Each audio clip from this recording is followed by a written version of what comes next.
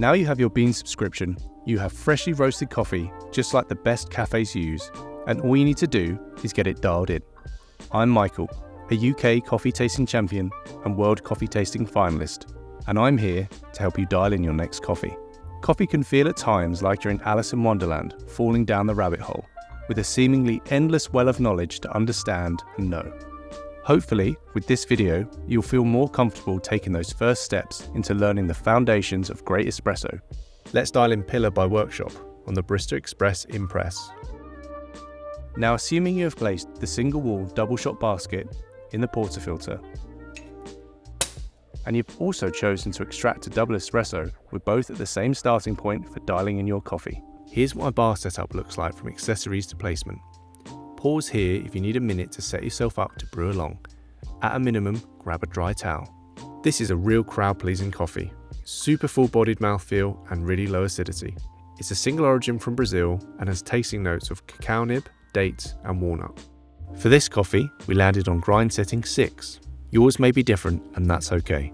Grab your portafilter and wipe it out with a clean, dry microfiber cloth. Let's start the grind cycle. While this happens, I'm going to purge the group head to remove any residual coffee and refresh the hot water. Press and purge.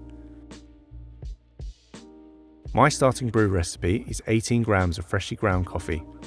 We're going for around 25 to 30 seconds of brew time, resulting in just under 60 mils or grams of espresso in the cup. This grinder has a tamper-assisted system.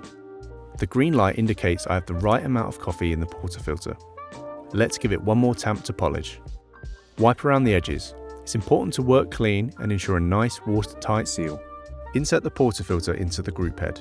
Press the double shot button and grab your favourite cup. You shouldn't see the first drop of espresso until around the 8 to 10 second mark. This is because we have pre-infusion. This starts the water at lower pressure to evenly distribute the water throughout the coffee grounds and prevent uneven extraction. This will result in a slow saturation of the coffee bed and a full extraction of the sugars, acids, omegas and lipids that make up a delicious espresso. If your shot is extracted correctly, it will stop running after 25 to 32 seconds of contact time. Okay, let's give the coffee a swirl. Not only does this look fantastic, it allows the layers of espresso extraction to combine for a balanced, delicious and well-extracted drink. Did your espresso look and taste like mine? The number one goal of adjusting the grind is either to slow down or speed up the flow of water through the coffee bed. Don't be afraid of this step, we can always adjust it back. If the water is too fast, the coffee may be sour. This is called under extraction. Adjust the grind a couple of notches finer to slow down the water through the bed. If the flow is too slow, the coffee could taste bitter or roasty. This is called over extraction. Adjust the grind a couple of notches coarser to speed up the flow of water through the coffee bed. Over time, all these steps will become second nature, and you'll go from having good coffee sometimes to great coffee every time. And you'll know exactly what you did, and more importantly, why you did it. Explore all our curated specialty coffees at beanz.com by Sage.